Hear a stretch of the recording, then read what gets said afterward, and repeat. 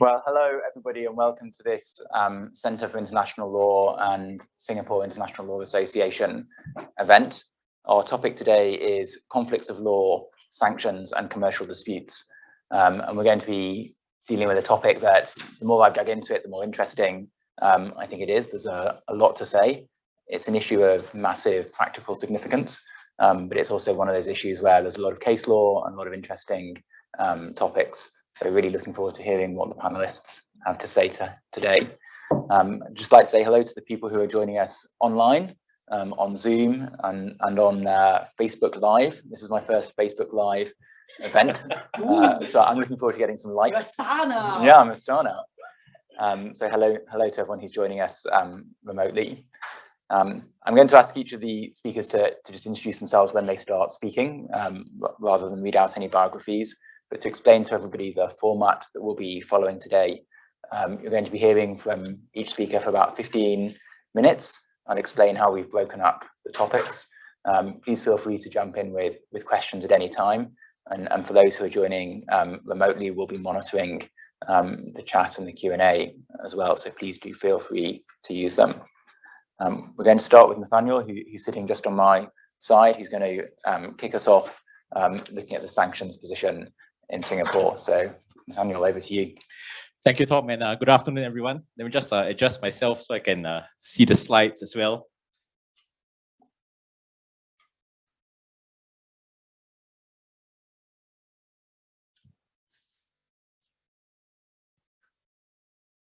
So while we're waiting for the slideshow to come on, just by way of brief introduction, my name is Nathaniel. I'm a partner in Raja & Tan's Shipping and International Trade team. My practice concerns primarily commodities and shipping disputes, and with some degree of focus on sanctions-related work. And when I say sanctions-related work, I mean in terms of investigations as well as advisory work. So part of the experience includes having assisted clients as an external investigator to investigate allegations of alleged sanctions breaches, compiling reports for private investigations and submissions to international as well as national regulators and authorities. Prior to returning to practice a couple of years ago, I was an in-house counsel at the oil trading and shipping firm, where part of the experience also included dealing with some sanctions investigations then as well. So that's a brief background about myself. Given that it's a Friday evening, I think Tom has very wisely put my section as first because that's the boring bit.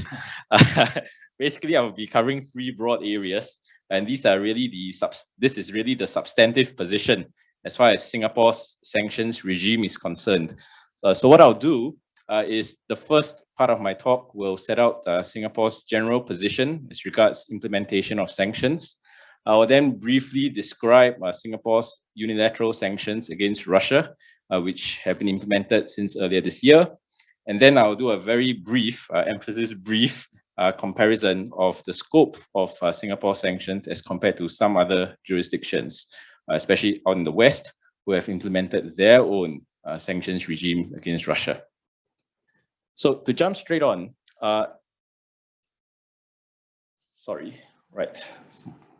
Right, so traditionally, Singapore's sanctions regime has been limited to implementing United Nations Security Council resolutions. So for example, these could include those resolutions that have enacted sanctions against North Korea, Iran prior to 2016, Libya and Somalia. And apart from saying that we implement sanctions which are imposed by the United Nations Security Council, there's an additional requirement under Singapore law that those resolutions have to be enacted into law by enabling domestic legislation. So in other words, it is not enough that the UNSC passes a resolution imposing sanctions on a particular country or a particular sector or a particular individual. What this means is that Singapore law requires Parliament to enact enabling domestic legislation. And typically, these fall broadly under the umbrella of three sets of parent or primary legislation. And these are the United Nations Act of 2001, the Regulation of Import and Exports Act of 1995, as well as the Monetary Authority of Singapore Act. And typically, again, prior to this year anyway, Singapore's enabling legislation adopts wholesale the UNSC resolutions. And these typically cover three broad areas. So we will have a ban on the import or transshipment, or sorry for the typo, export of certain designated items. And these would be items that are designated by the relevant UNSC resolution. In some cases, there would be an asset freeze, and this would be enacted through, for example, subsidiary legislation or notices promulgated under the MAS Act. So financial institutions in Singapore will be obliged, if they become aware of assets owned by certain designated entities or individuals, to freeze those assets. And in some cases, a travel ban. So practically speaking, how this would be implemented could include, for example, refusing entry into Singapore, or if these designated individuals are already in Singapore, then a ban from letting them travel out of Singapore, or potentially deportation back to their home countries. So how does Singapore's sanctions regime against Russia differ from this traditional or typical mode of enactment? So what is different about Singapore's unilateral sanctions regime against Russia? So the intent, or Parliament's intent to announce these sanctions were announced on the 28th of February. So if you look at the timeline of events to what was happening in the world, this was some 4 days after Russia sent its military forces into Ukraine on the 24th February. In other words, some 4 days later. Now, the expressed rationale for those sanctions to be imposed by Singapore was that Singapore wanted to adopt a principled position under international law. And this principle was the respect for sovereign states' territorial integrity. And this was triggered by the failure of the United Nations Security Council to pass its own resolution criticizing Russia's actions after Russia had exercised its right of veto in the United Nations Security Council on the 25th of February. So you can see that the Singapore government and the public service had moved very quickly following events of the 24th of February to come up with a certain policy position. And as the next slide will show, Singapore's own unilateral sanctions position against Russia. So the details of Singapore sanctions against Russia were set out in an MFA press release that was issued on the 5th of March. And for those of you who are following your calendars, this was a Saturday. And I think that shows the importance which the Singapore government placed on setting out its principled view as regards Russia's actions. And Singapore sanctions against Russia fall into two broad categories. The first comprises export controls, and the second comprises what they call financial measures. So under the export control measures, these measures take the form of restrictions imposed under the Strategic Goods Control Order of 2021. So it's a set of subsidiary legislation. Basically, the prohibition is against the export, transit, and or transshipment of 4 specified categories of controlled goods from Singapore or through Singapore. And this, I think, represents the government's recognition that Singapore is being used as a transshipment hub for international trade. And the prohibition is thus from Singapore, parties will not be allowed to apply for customs permits for exports of these 4 categories of goods to Russia.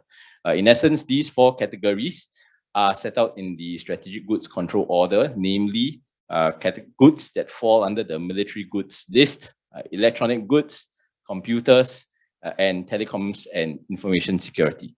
And for those of us who have tried looking at the categories of goods falling under the SGCO, it is a 500-page document, which is extremely technical. So for example, if you were to ask me today, for example, are Russian petroleum products banned from being transshipped or exported to Russia? The short answer is we don't know. For the simple reason, for example, that while there is no, for instance, overarching or general prohibition on Russian petroleum products per se, petroleum products which are manufactured specifically for use in military aircraft or for military applications, for instance, fall into the category of the military goods list. So this is not an easy piece of legislation to navigate. So practically how this is implemented is that Singapore Customs will not approve export permits for such goods which are bound for Russia. And the liability for making a false declaration. So for example, if shippers or agents attempts to circumvent these sanctions by misdeclaring goods, that attracts criminal liability under the SGCO, which is punishable by both a fine and or imprisonment. Now, the second category of sanctions which Singapore has imposed against Russia are what are described as financial measures. And these apply to financial institutions in Singapore, and these are enforced by MAS.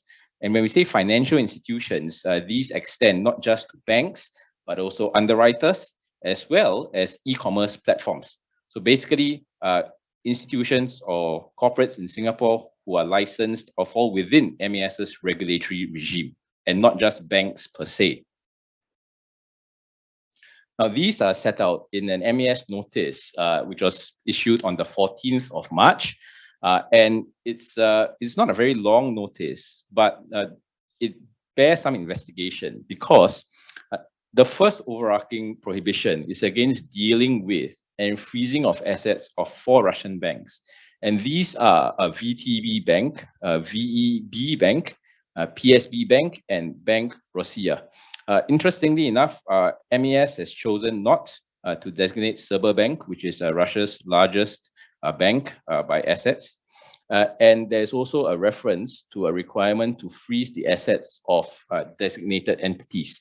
And the MAS notice in March specifies that the list of designated entities is to be published later. And to the best of my knowledge, it has yet to be published.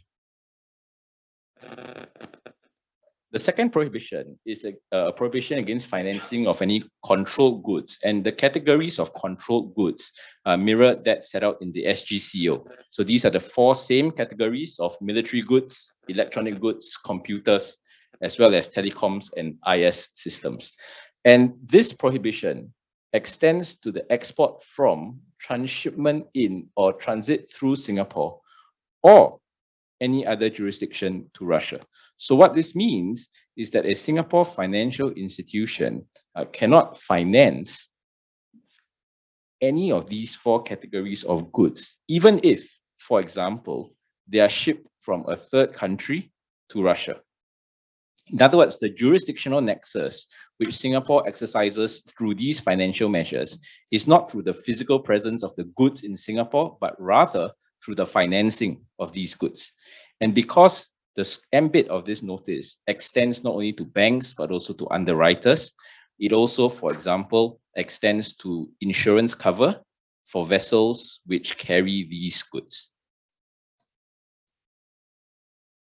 Now, the third category of restrictions is a broad restriction against assisting the Russian government, the Russian central bank, or any person which is owned or controlled directly or indirectly, or acts on behalf of under direction of either of these 2 entities.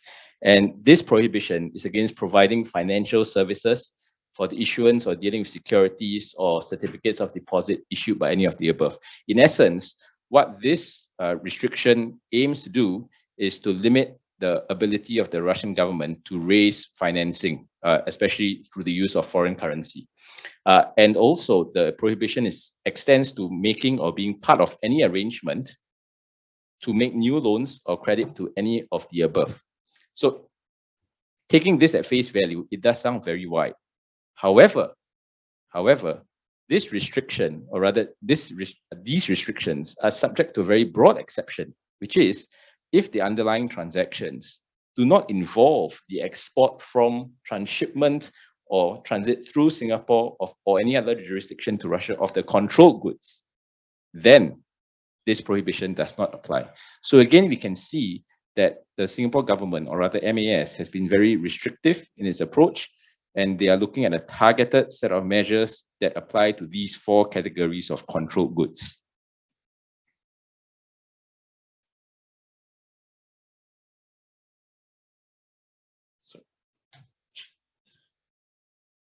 Sorry, some IT issues. Right, so as an illustration of how these financial measures were implemented, on the 7th of March, so for those of you following your calendars, this was the very next Monday after the 5th of March, and even before MAS published its notice on the 14th of March, SGX issued an announcement saying that you are suspending Gazprom shares on the basis that the Russian government was the ultimate controlling party of Gazprom and has a controlling interest of over 50% in it. Now, what was interesting about the SGX announcement is that there was no reference to whether or not Gazprom was trading in any of the 4 categories of controlled goods. It was a very short announcement that said that SGX was banning the trading of Gazprom shares without any reference to the 4 categories of controlled goods. Now, the next broad prohibition under these financial measures is the prohibition against entering into or facilitating the financing of any transaction involving any activity relating to specific sectors in the 2 regions that were at that time the subject of Russia's military activity, i.e. the Donetsk and Luhansk regions. And these 4 specific sectors are sectors relating to the transport industry, telecoms, energy, as well as prospecting, exploration, and production, not only of oil and gas, but also mineral resources.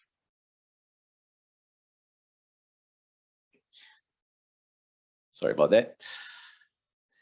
And the last broad prohibition is against the entering into or facilitating of digital payment transactions or tokens, where the proceeds or the benefits of such transactions may be used to facilitate any of the above. So this extends to transactions beyond fiat currency to digital token and potentially cryptocurrency. And finally, the MAS notice of 14th of March ends with a duty to furnish the MAS with information. So it's not enough that a bank or an underwriter can say, I did not finance such a transaction. If, for example, a customer approaches them with a query as to whether or not such a transaction is in the pipeline and may be furnished, that financial institution then comes under a duty to disclose that transaction to MAS. Now, finally, and very quickly, a very broad comparative scope of Singapore sanctions compared to other jurisdictions.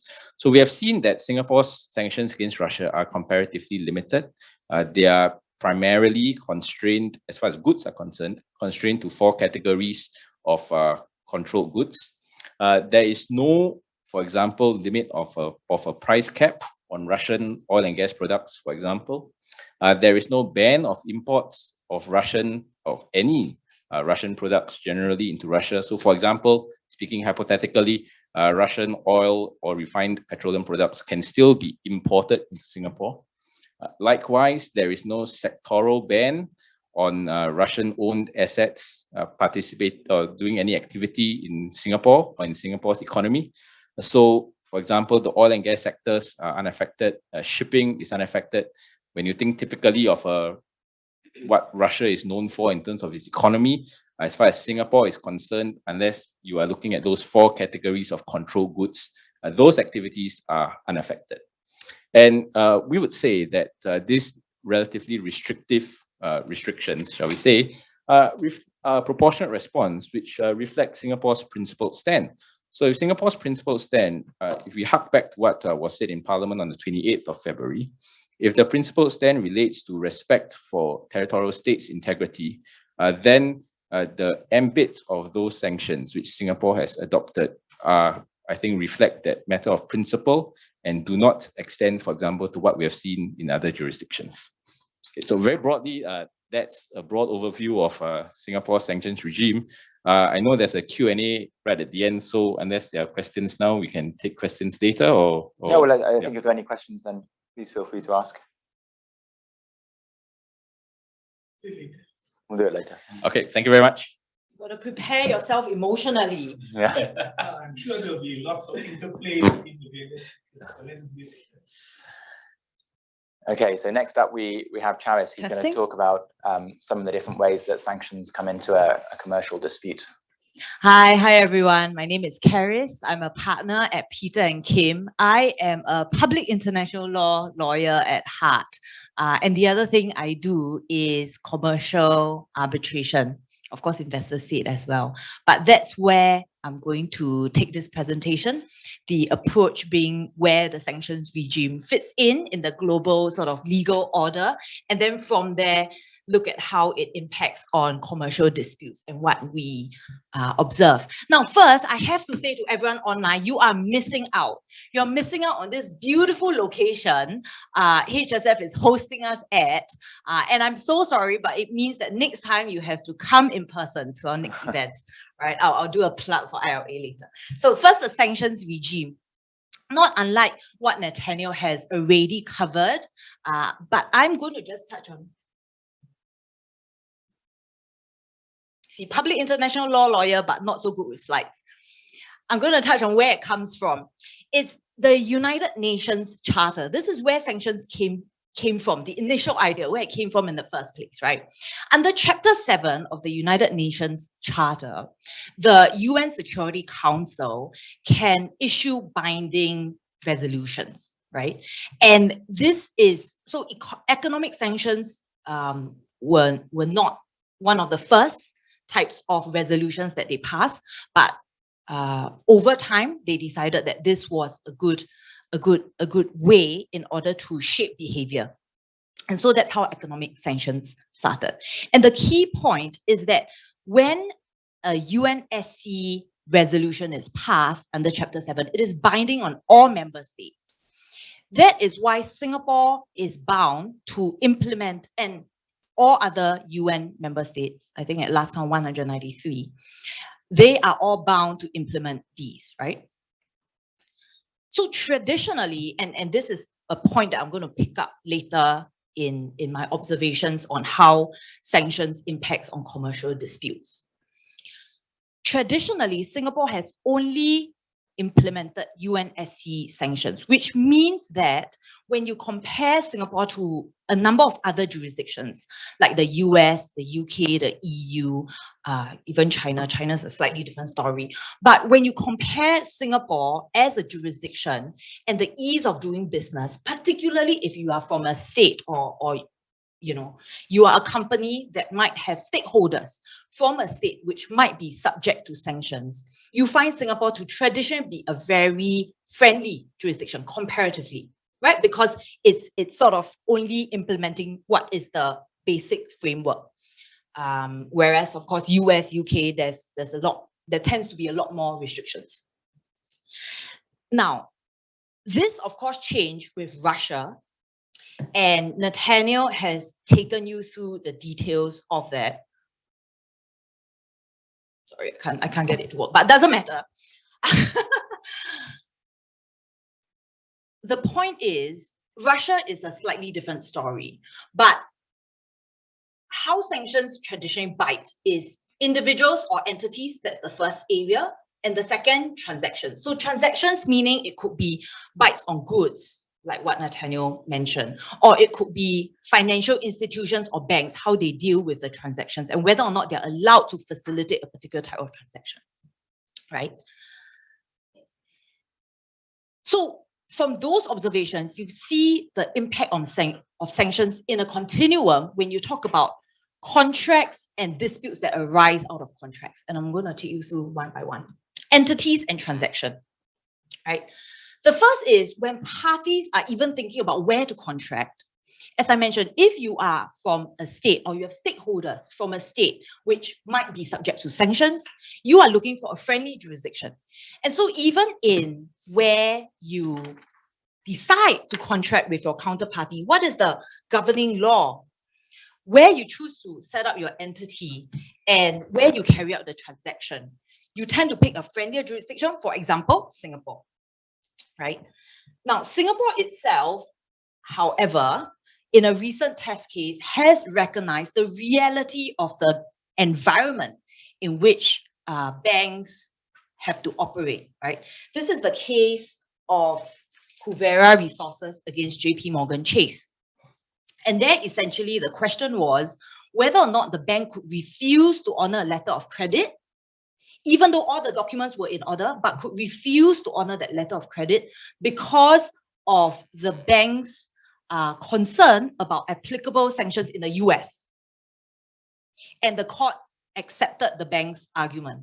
There was a clause, a sanctions, what they called a sanctions clause, that allowed the bank to rely on that exception. Now, the next aspect that we want to talk about is merits. So, impact on sanctions on the merits of a case. You have the success, relative success of a claim or defense.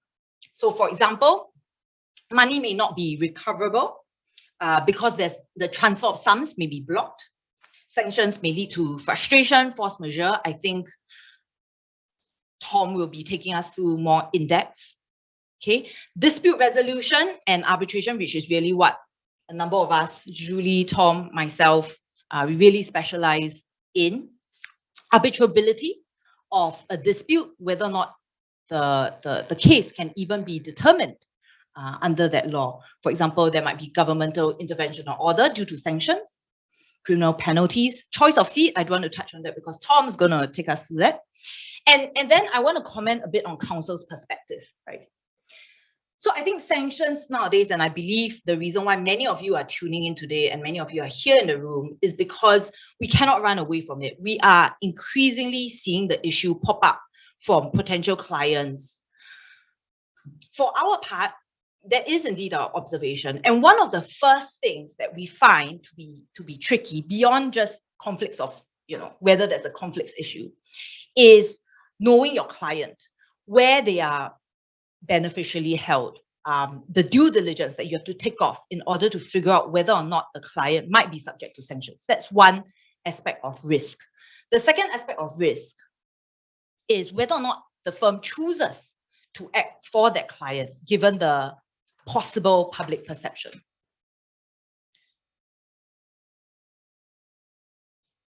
Now, then we go to enforcement of award, and very quickly, whether or not the award which you are looking to recognize or enforce can even be recognized or enforced if a party, for example, is subject to sanctions. Okay. Execution of the award, of course, you talk about payment, transfer of monies, that immediately touches on it. So finally, I close, and I'm going to leave others. I think geopolitical tensions is a reality. As I mentioned, this is the environment in which we as counsel have to operate increasingly. Public perception plays a part in how well Singapore has done in terms of being able to be perceived as a location for ease of doing business. Nathaniel himself, I took to heart his observations about how Singapore's sanctions on Russia are actually very targeted at particular areas. And if you think about it, you think about Singapore's traditional stance of sticking quite closely to UNSC sanctions. And then even for Russia, while they have taken a very principled approach, it's still quite targeted. I think that, to me, is part of the same logical stream. And then finally, the likelihood of satisfaction as a factor that parties take into account. Now, I close here for the panel discussion and hand over to me. It's you. I'm sorry. Karis, I've got a question for you first. I was interested. Oh, wow. I was interested in your comments about choice of counsel. And so I was wondering whether we could do a quick round robin on the table of how, as sort of firms, you're each dealing with Russian clients. And I'm sort of happy to go first. So HSF had a very large office in Moscow, which we closed, and we're not acting for any sanctioned individuals at the moment. We took that view. It's not impossible to do so in London under the English regime. There's a license you can obtain to receive money from sanctioned individuals for legal services, but we took a view as a firm that they weren't going to be our clients at present. And we also, I've observed, saw the movement of work on some of these Russia-related transactions to other firms who could still do the work. So, for example, we were acting on some transactions that it became impossible for us to act on, and the deal switched at the last. It involved an Indian party on the non-Russian side. It was a Russia-India transaction, and that flipped to an Indian law deal and was entirely done by the Indian lawyers who don't face any sanctions issues. So I'm sort of interested in the approach that you're each taking, because we've all got very different law firm backgrounds.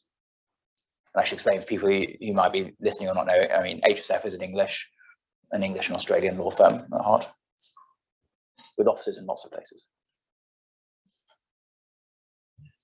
Yeah, sure. Julie? So I work for Schellen Bavitmer, which is one of the Swiss leading law firm.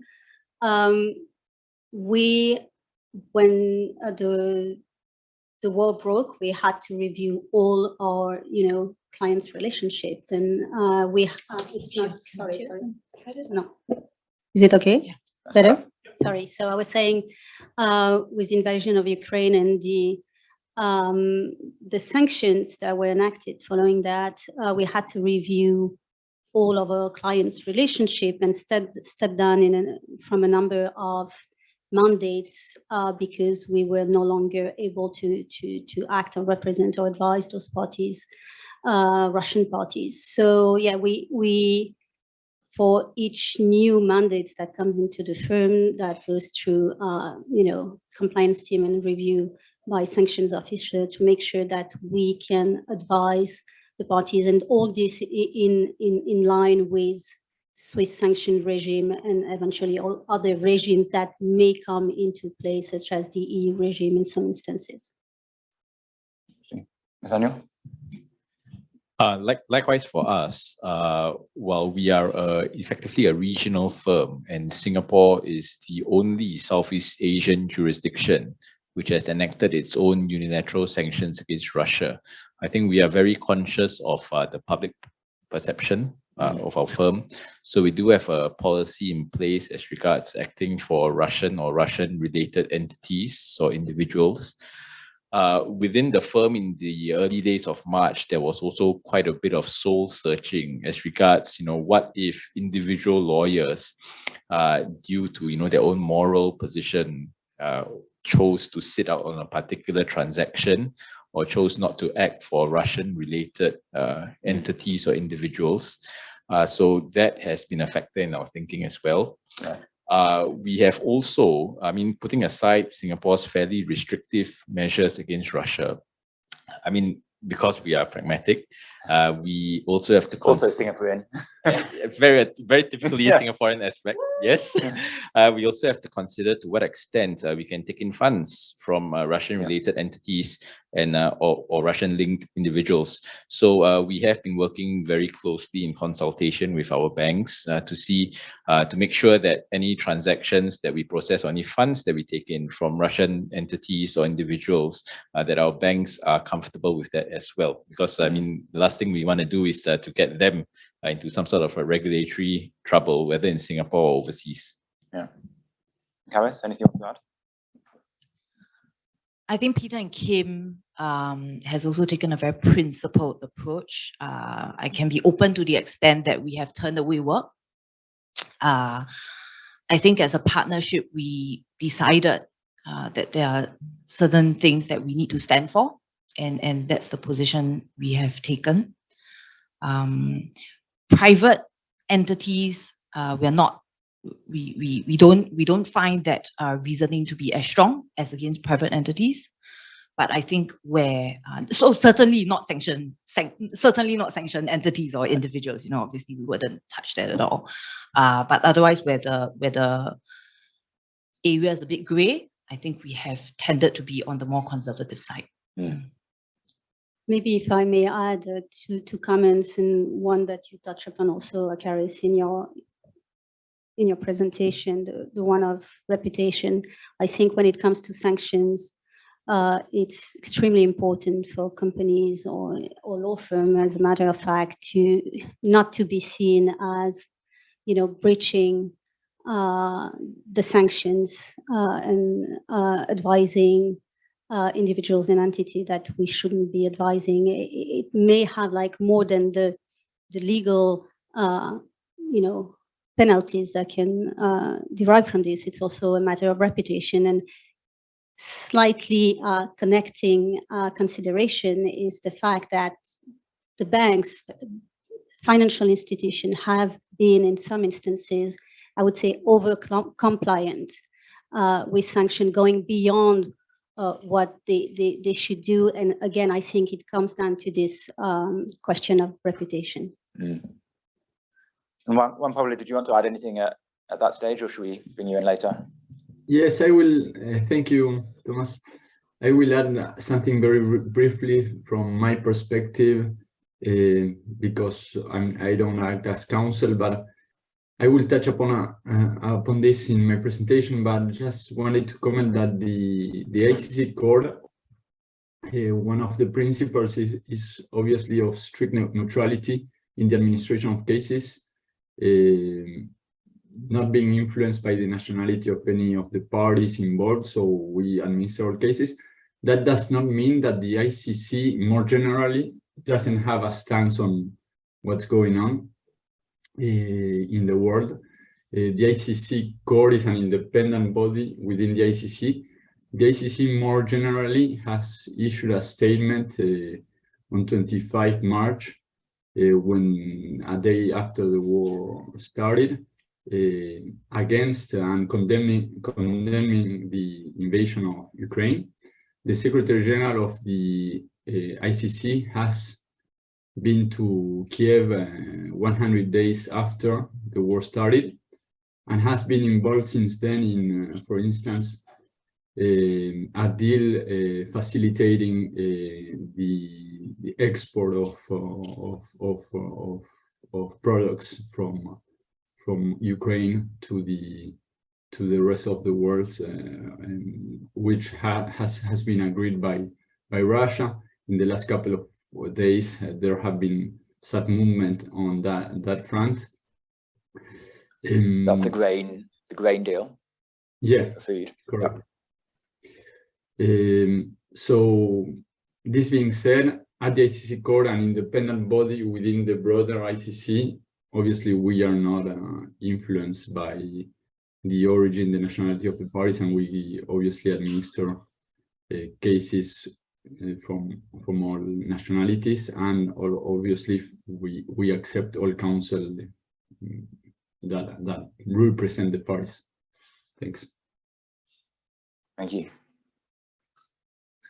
Well, maybe we'll segue now into the next topic that I'm going to follow on choice of law. I might take the clicker, and this is a really important and interesting topic, because we need to recognize that,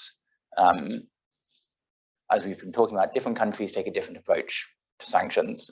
We've heard from Nathaniel about this quite calibrated approach that Singapore has taken.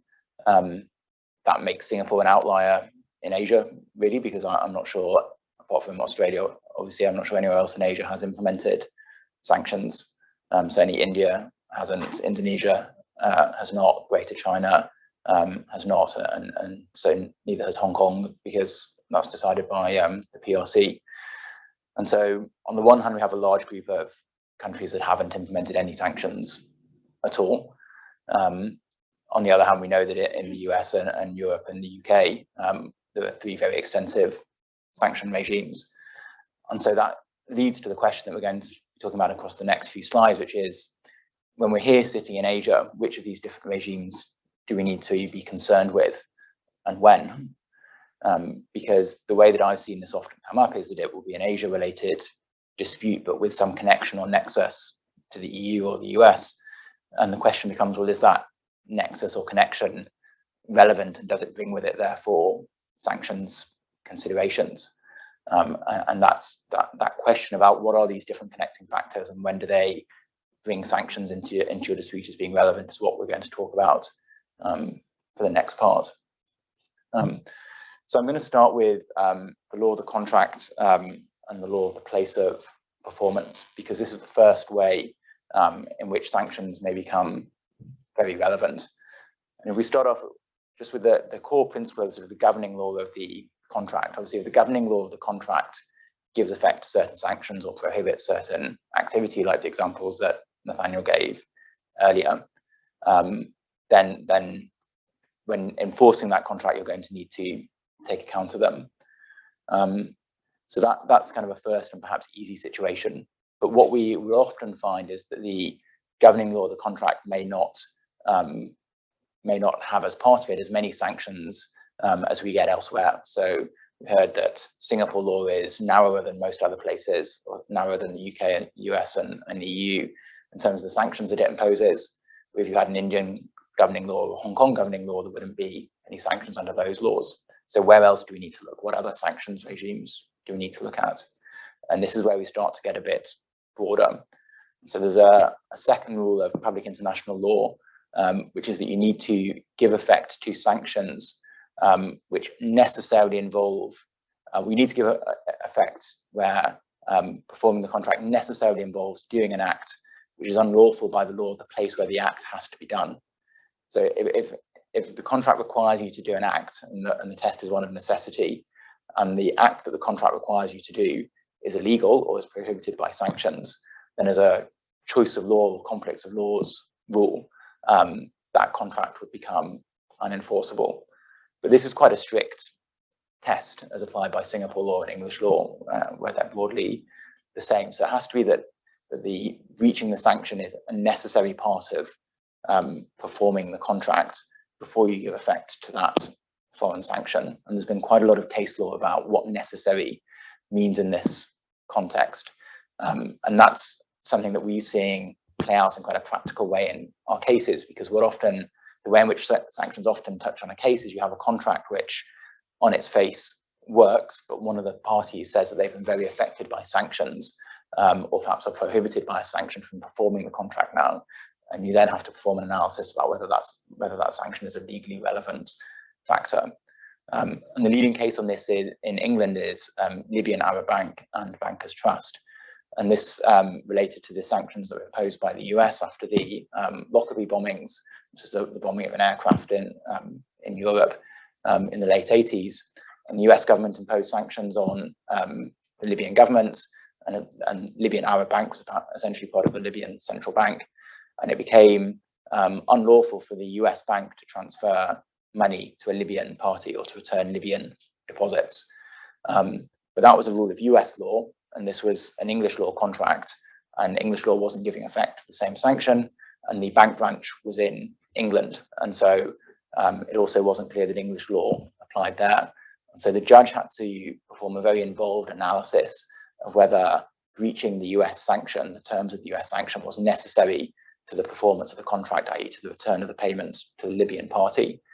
And that then became a huge topic of dispute in that case, and there was expert evidence about the way that the banking system worked.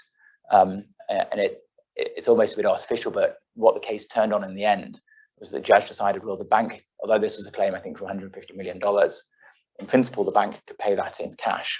And if they paid it in cash, that wouldn't invoke the banking system and the text of the regulations. And so it wasn't necessary to the performance of that banking contract to breach the US sanctions. And so the contract was still enforceable. And you might think that's a bit of an artificial analysis, and I think it might depend a lot on how the sanction was drafted, but it does give you a sense of how strict that necessity rule is. I think there's a reference to flying plane loads of cash over. Yeah, yeah. It then became a practical issue in the case, like how exactly are you going to get $150 million worth of cash? And was this a realistic assumption, which perhaps it wasn't, but that is what the case well, in the end of the day, the US government gave a license for the payment to go through. Did it? Yeah. Eventually. Yeah. Okay. Oh, that's good. Good follow-up.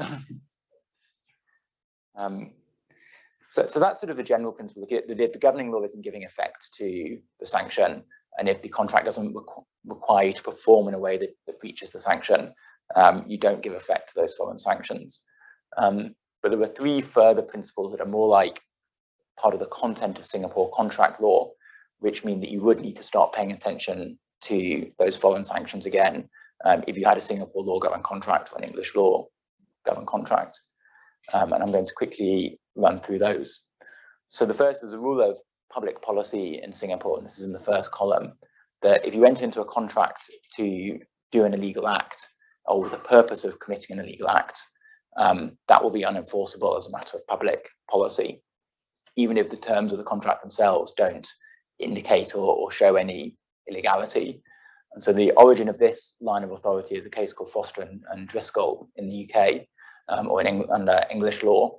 And that was a contract in the 1930s to export whiskey from Scotland to the United States in breach of prohibition. And these this group got together to export the whiskey to the US. That was an illegal thing to do, and then they fell out and sued each other. And the question was whether the English courts would enforce that contract.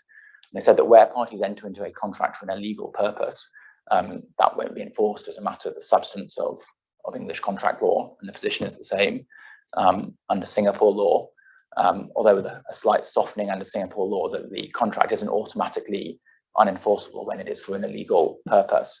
There's a proportionality test that's applied to determine whether it's proportionate to hold the entire contract to be unenforceable. But this principle applies very much also to an agreement to do something in breach of sanctions, which is something that we might start to see coming up in our cases.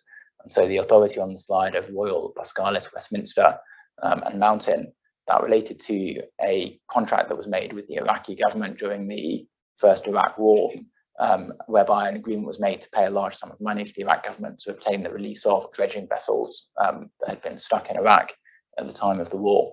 And the question was whether, and the payment of money to Iraq in that context was clearly in breach of various sanctions, particularly sanctions in the Netherlands as the relevant place. And so that contract would have been unenforceable.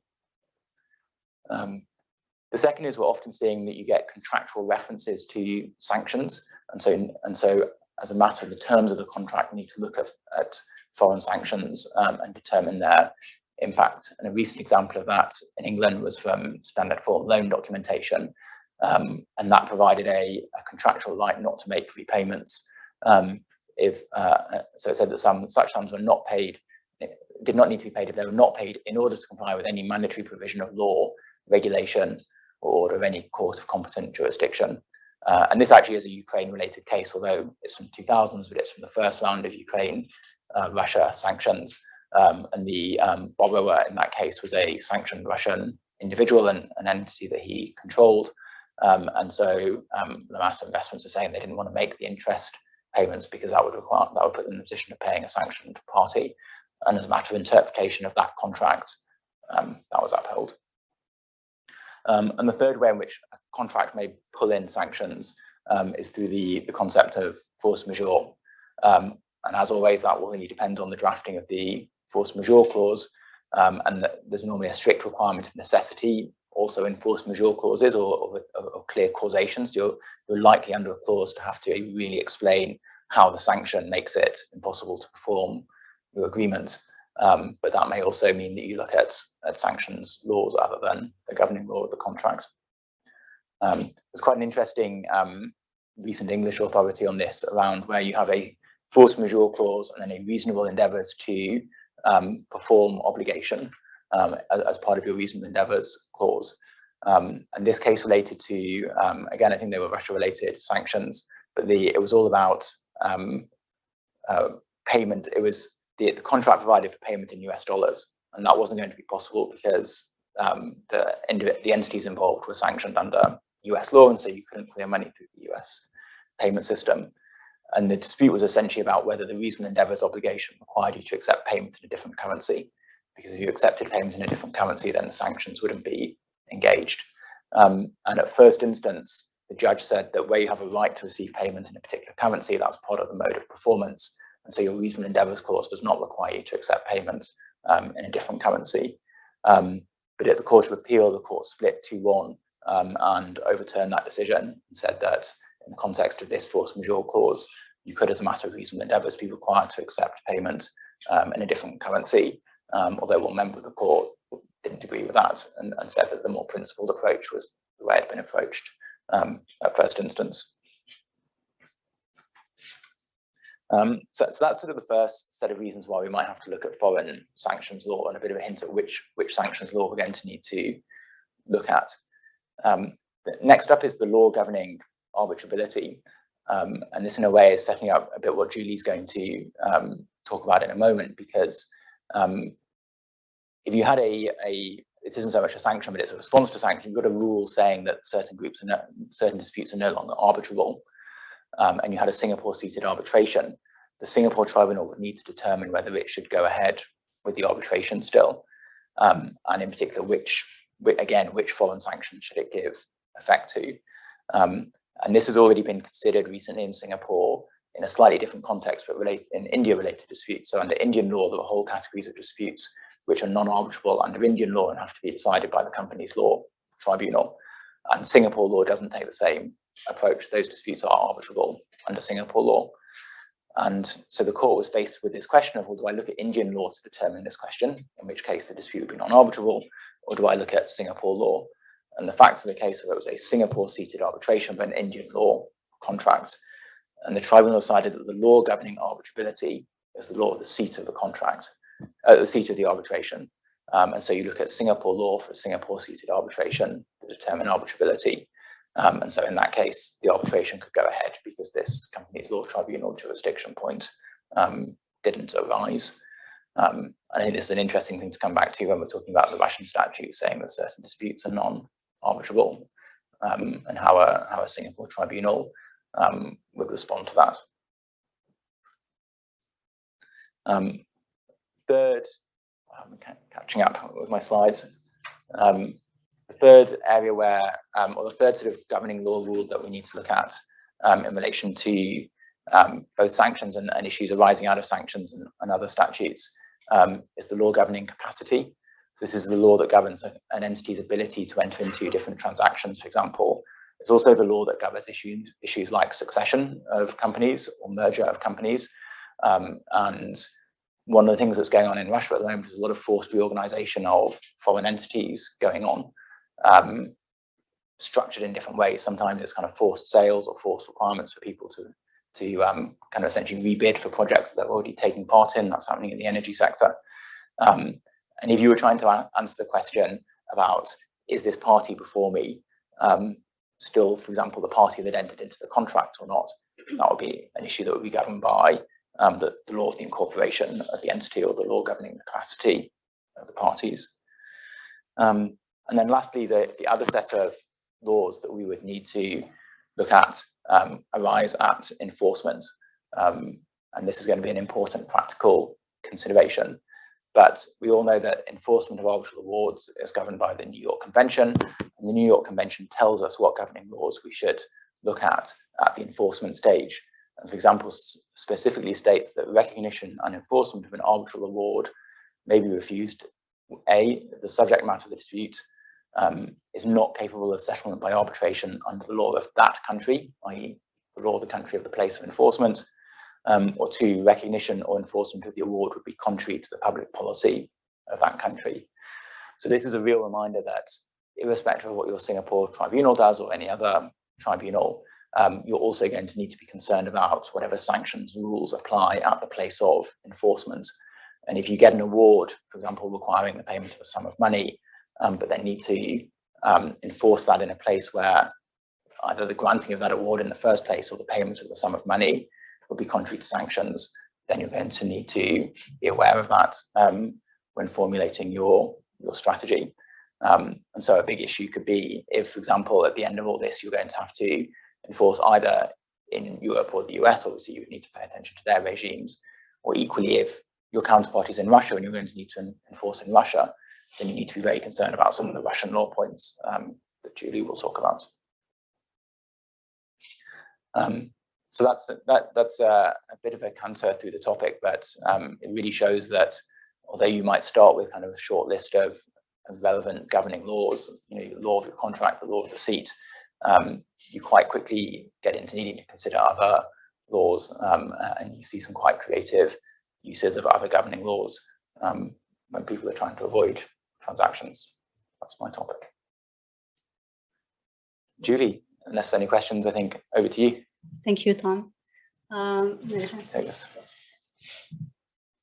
Thank you. So my name is Julie Raneda. I'm a partner with CIL ILA Seminar International Arbitration Group. I'm a Swiss qualified lawyer. I've been in Singapore for now 6 years, and I'm registered as a foreign lawyer in Singapore. And I'm also part of CIL ILA Seminar sanction task force. So as part of my practice, I also advise on sanction, more specifically Swiss sanction law.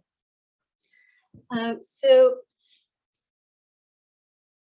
this is the title of my my presentation today, which may look a bit complicated. So I should first clarify. I'm going to touch upon the issue of sanction and its impact on international arbitration under a slightly different angle, which is the impact of Russian countermeasures or counter sanctions, the possible impact that this may have on international arbitration. And you'll see that's not so much an issue of arbitrability than an issue of jurisdiction.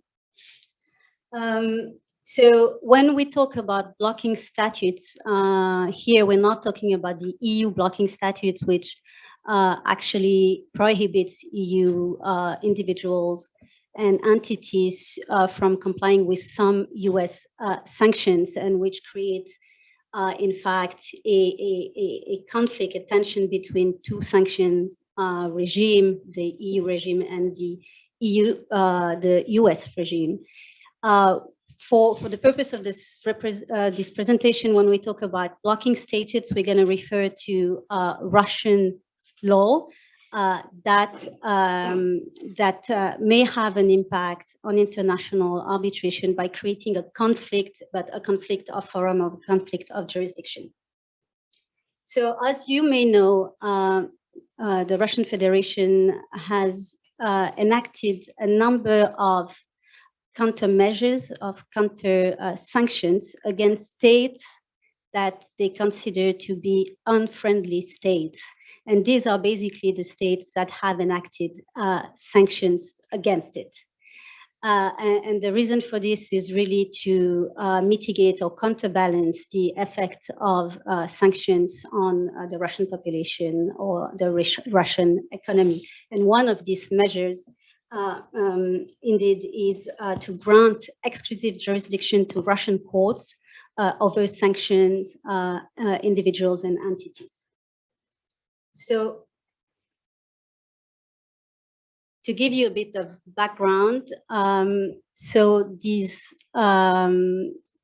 laws are in fact amendment to the Commercial Procedure Code, the CPC of the Russian Federation. They were passed in summer 2020, so that's a year and a half before the event, the invasion of Ukraine. But as you may remember, sanctions against Russia was first enacted in 2014 with the events in Crimea. And so it's not really clear why this law was passed at the time, but apparently some Russian oligarchs were having difficulties in having the dispute adjudicated outside of Russia. They had trouble getting proper legal representation in the UK, and they were also allegedly facing unfair decision from Ukrainian courts. And so that was, the reaction of the Russian Federation to that and passing these amendments. So the principle is set out in Article 248.1 of the CPC, and it says that basically it grants exclusive jurisdiction of the Russian courts over disputes involving individual and legal entities affected by the sanctions. So that's the general principle when you don't have an arbitration agreement or a forum choice clause. But maybe more relevant for this presentation is the paragraph 4, which says that exclusive jurisdiction can be extended to situation when the parties' agreement, for instance, the arbitration agreement, becomes unenforceable due to the sanction that prevent access to justice. And that's the criteria we're going to look at, is the access to justice. And there is another provision that is important, which gives the power to Russian court to prohibit initiation or continuation of proceedings abroad, again, for disputes involving sanctions individual and entities.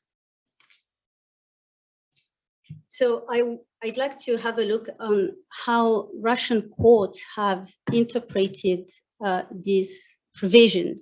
So the first case I'd like to look at is a case between over a dispute over non-payment under a supply agreement between a Russian party, Ural, and PESA, a Polish party. And that supply agreement contained an arbitration clause providing for SCC arbitration.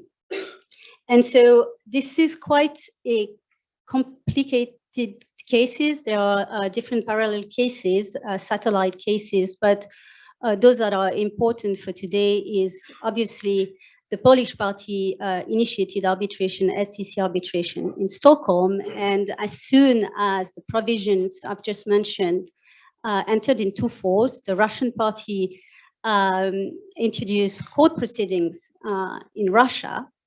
And in the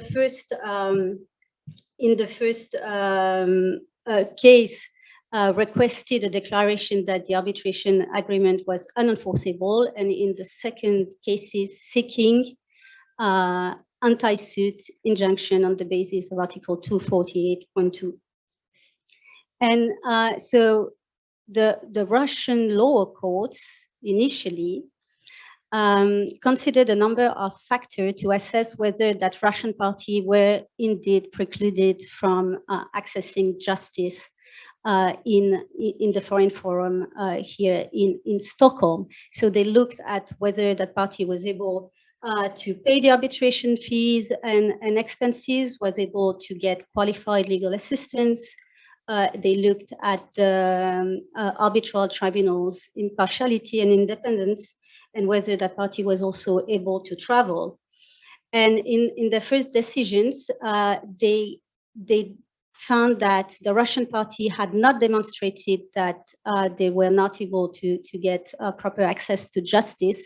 And so they dismissed the case, which was obviously a relief, especially for the Russian legal community, which considered at the time that these provisions should be interpreted restrictively. Now, what happened is that in December last year, the Supreme Court overturned this decision.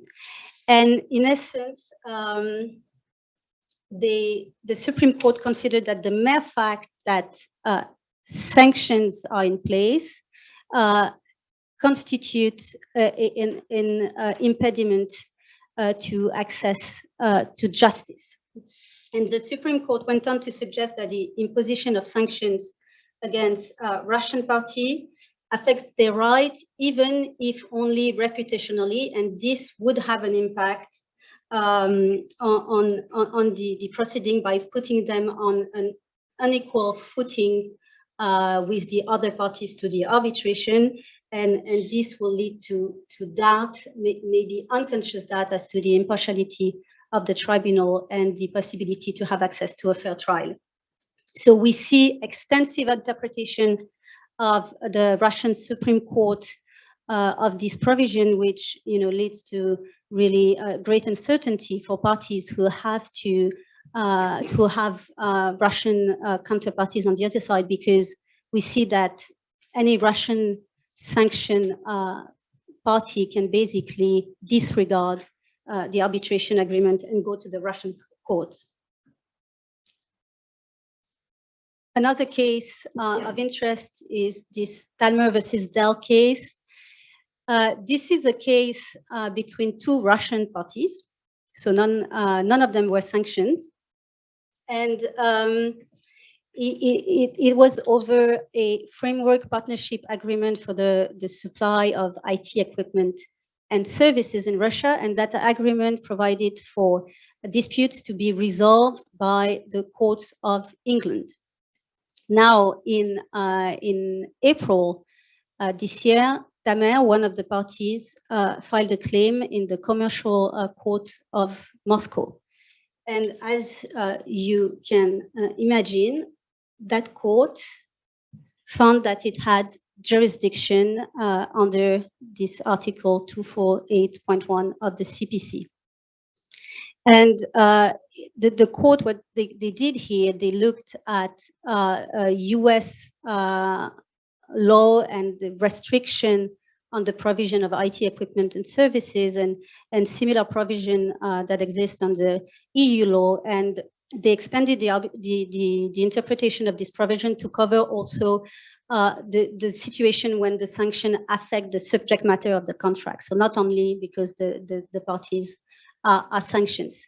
This case has been vacated because the parties settled the matter, but I think it gives us a good indication of how Russian court will interpret these provisions moving forward.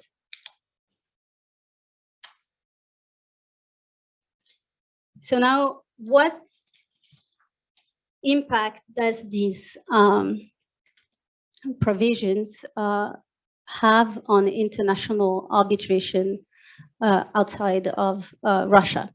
So I think the first question is how a Singapore-City tribunal would react faced with an anti-suit, anti-arbitration injunctions. And I guess it is likely to disregard that anti-arbitration injunction issued by a Russian court and instead independently decide on its own jurisdiction. We know that in Singapore, tribunal decide on their own jurisdiction according to the principle of competence, which is set out in Article 16 of the Model Law, and which is hence part of Singapore International Arbitration Act.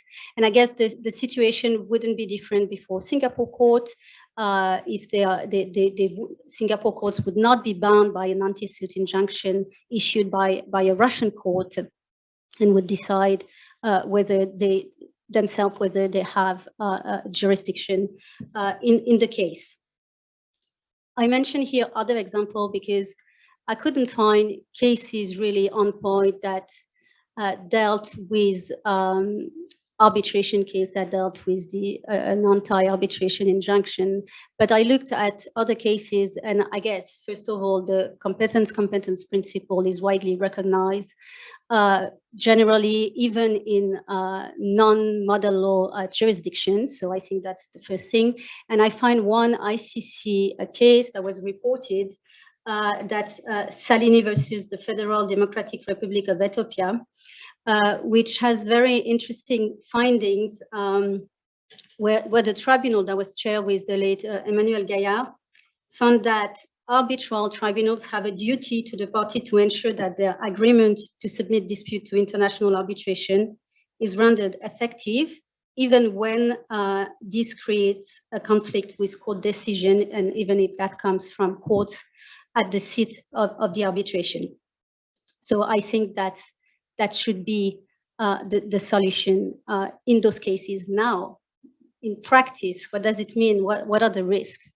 First of all, probably the arbitral award will not be enforceable in Russia unless the Russian party has not disputed the jurisdiction of the tribunal of the foreign court, or has not sought an anti-suit injunction.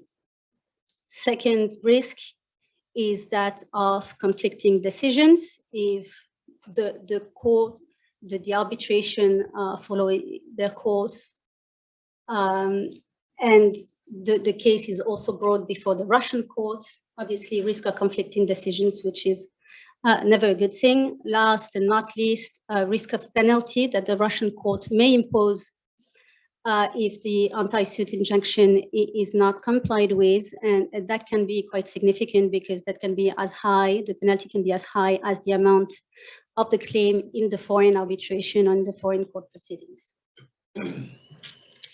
So, considering the situation and the fact that probably these provisions are here to stay for a while, I was thinking, what are the options? How can we deal with it? What are the avenues? And one thing I could think of is to look at whether the institution have the statute of permanent arbitration institutions in Russia.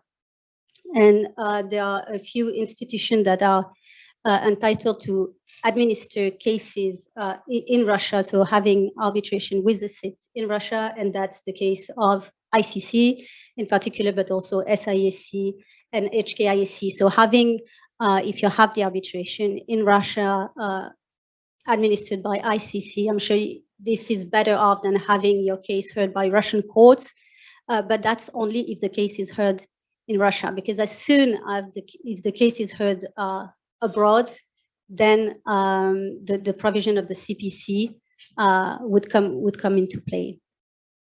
Another possibility is to look at whether the institution is registered in one of the unfriendly states. And here again, I guess HKIAC is a safer option, but again, only if the case is seated in Russia. Others have mentioned other what they consider more neutral institutions, such as the Dubai International Arbitration Center or CITAC.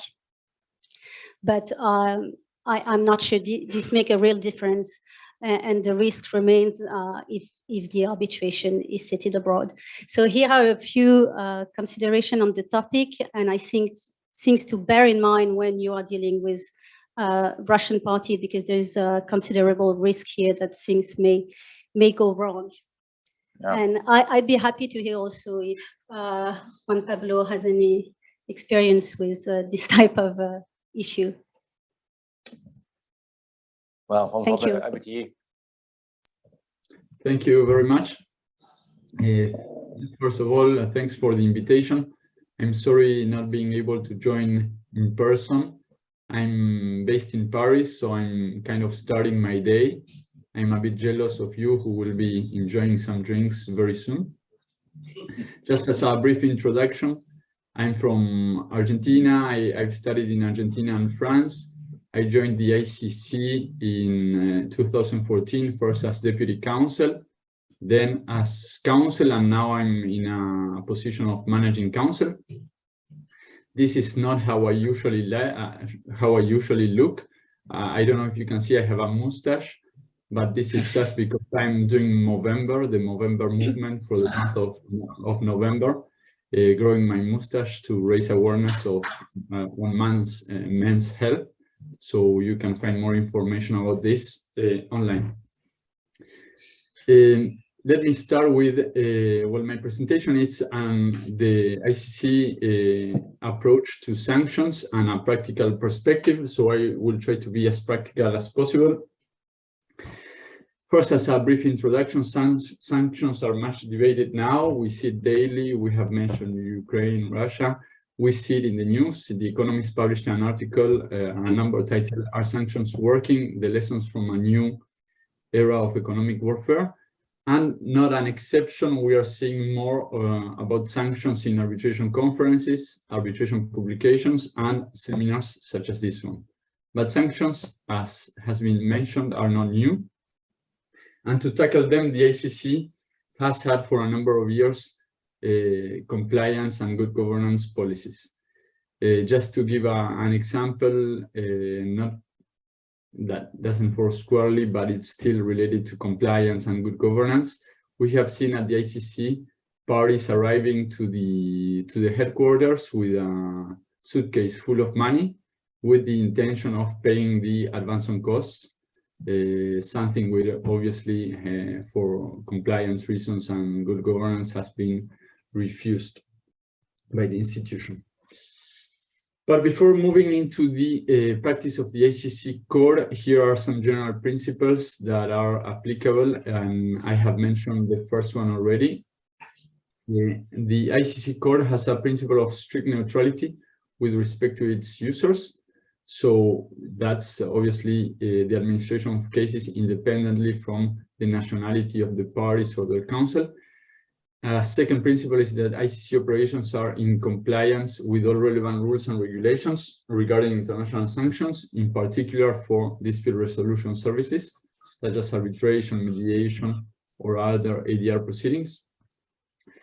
Operating in that framework, parties and even sanctioned parties are not prevented from filing a request for arbitration, and the ICC court is not prevented from administering those proceedings and scrutinizing the award subject to applicable laws. So, taking this into account, it looks like administering proceedings with sanctioned entities would be kind of easy, but that's not the case. We know that these are very sensitive issues that may have a lot of consequences if the sanctions regimes are not respected. So in order to ensure compliance with those international sanctions regimes, specific administrative measures are taken.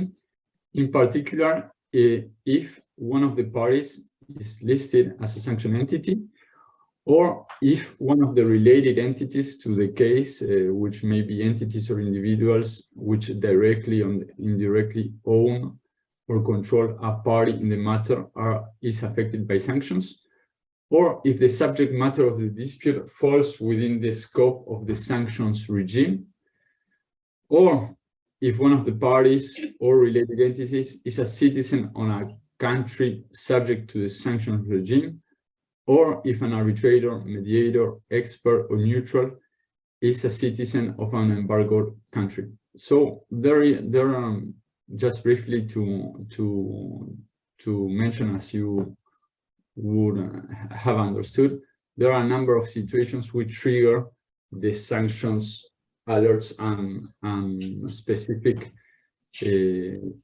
actions by the ICC court and the Secretariat. How is this done in practice? The ICC has a compliance department which is integrated within the legal department of the ICC.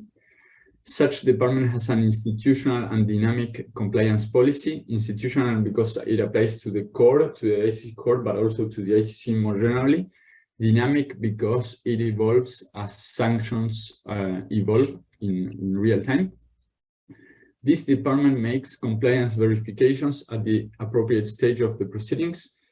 The appropriate stage of the proceedings also include when, for instance, emergency arbitrator proceedings are being filed.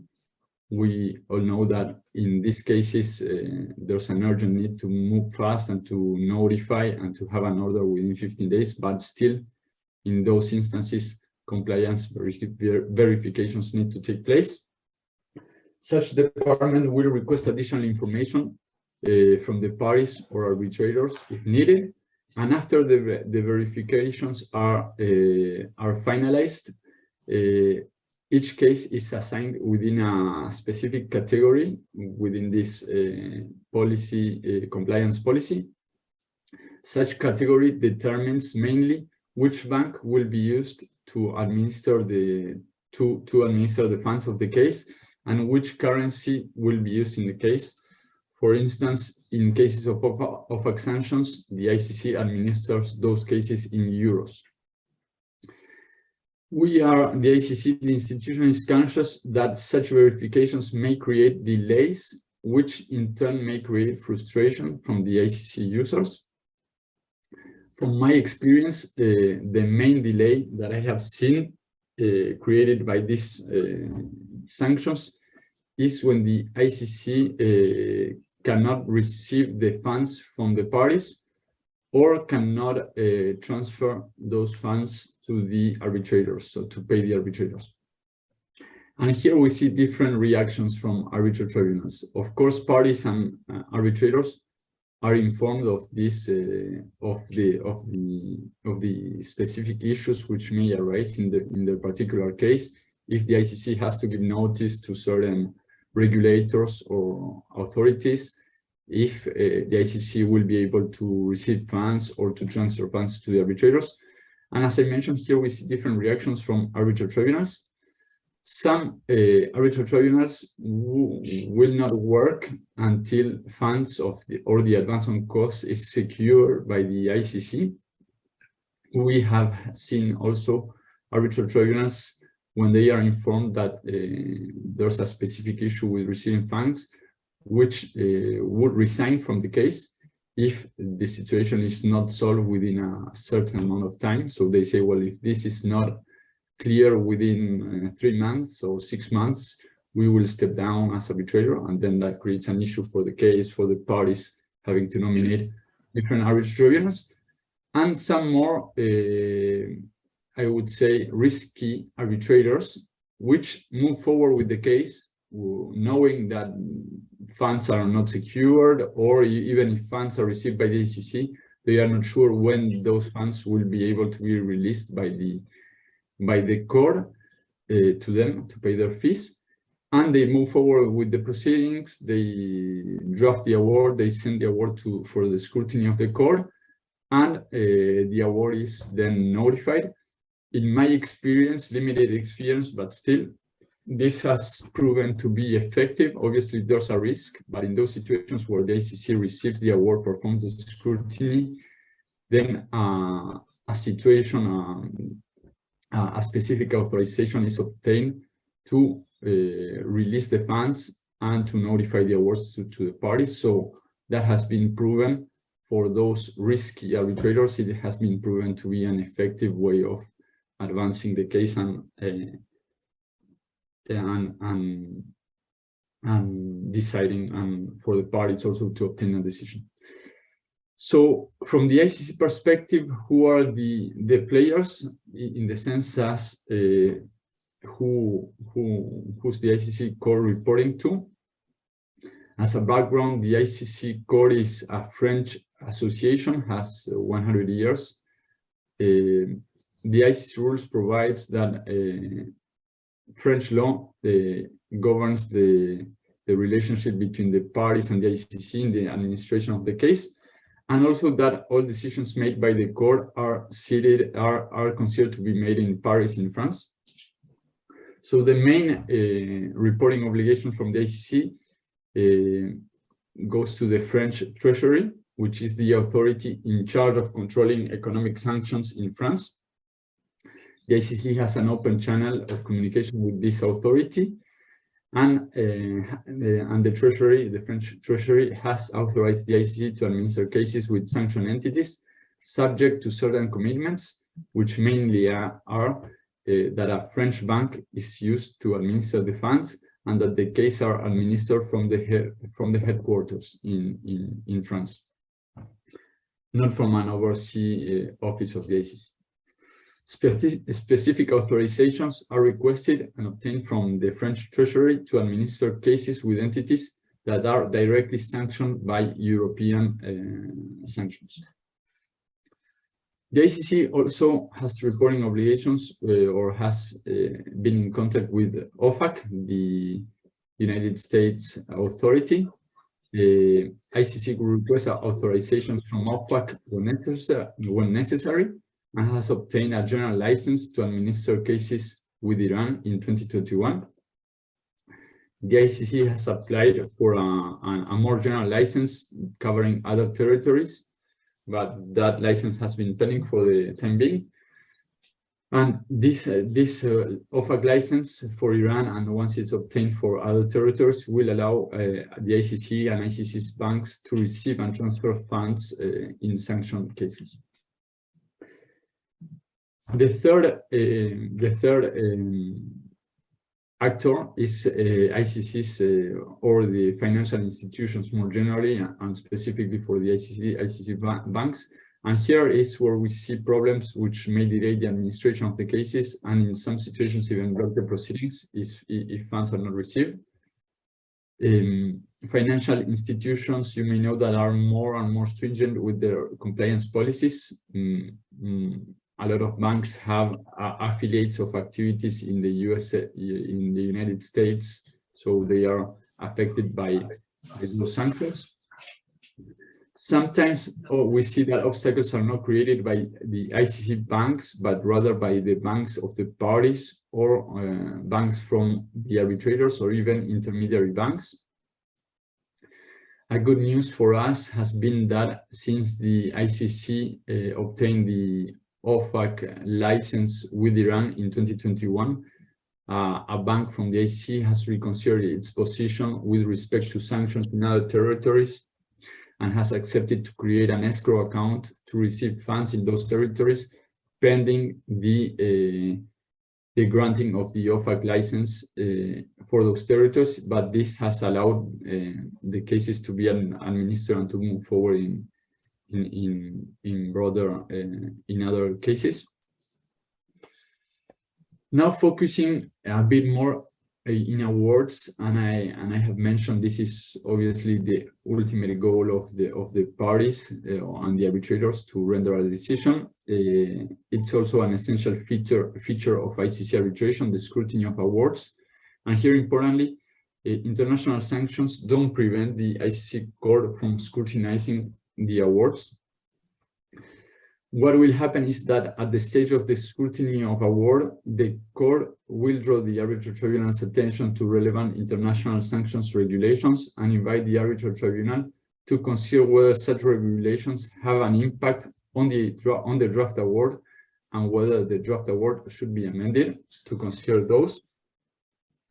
At the stage of notification, recognition, and enforcement of awards rendered under the ICC rules, if French or US authorities or other regulator request information on the award or on its content or the communication of the award, the ICC may provide such information to the relevant authorities in order to comply with its obligations. Overall, we see that the arbitration community is concerned on. We see that that's the whole purpose of this seminar. We are concerned by the issue of sanctions. However, several efforts by many of the players have been made, and measures are being obtained in order to allow arbitration proceedings to be exempt from sanctions regulations. For instance, the EU Council Regulation 428 from 2022. Which creates an exemption from the general prohibition to enter into direct or indirect transactions with specific Russian public entities. The prohibition shall not apply, and I quote, to transactions which are strictly necessary to ensure access to judicial, administrative, or arbitral proceedings in a member state, as well as for the recognition or enforcement of a judgment of an arbitration award rendered in a member state. So, to conclude more generally, some advice for parties which are intending to file a request for arbitration in cases with sanctioned entities. It would be first to check the node on ICC compliance, which is available online and which provides some of the guidance which I have just stated. To contact the ICC compliance department in advance before filing the request, because verifications are advanced at that stage of the case, even before the request for arbitration has been filed. To contact your own bank, the parties' banks, to be sure that they will be able to process payments. And in case of a European sanction entity, the ICC will seek authorization from the French Treasury to administer the case. If the authorization is not obtained, then that would mean that the non-sanctioned party will need to pay the advance on cost, but the case can still be administered by the ICC. And in cases with an OFAC sanctioned entity, the case will be administered in euros, not in US dollars. And pending authorization from OFAC, the non-sanctioned parties will need to do the payments of the advance on cost. Thanks, Thomas, for the attention. That's all from me. Thank you very much, Juan Pablo. That was really interesting. We're just drawing to the end of our time. Just like to see if anyone in the room would like to ask any questions, or anyone has any online. See some thoughtful looks out there. But it might be better that we, for those of us, I'm afraid, here in person, we're going to take the questions outside where there's some line waiting. I'm just going to ask Karis if you could just say a little word about the ILA, because not everyone might know about So it. my big takeaway from today's session is that those of you here in person and those of you online, you must really love international law and the interface between international law and domestic law, which means you have to join the International Law Association.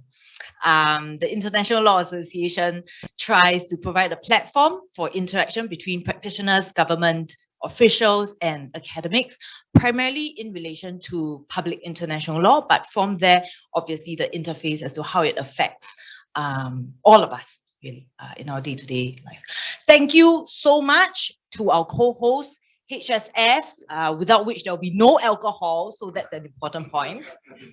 And of course, NUS Center for International Law, without which, Matthew, Jerry, you know where you are. Without you and your team, these events are absolutely impossible. So thank you so much. Thank you. That's it. Thanks. Goodbye, everyone. Everyone, enjoy the drinks.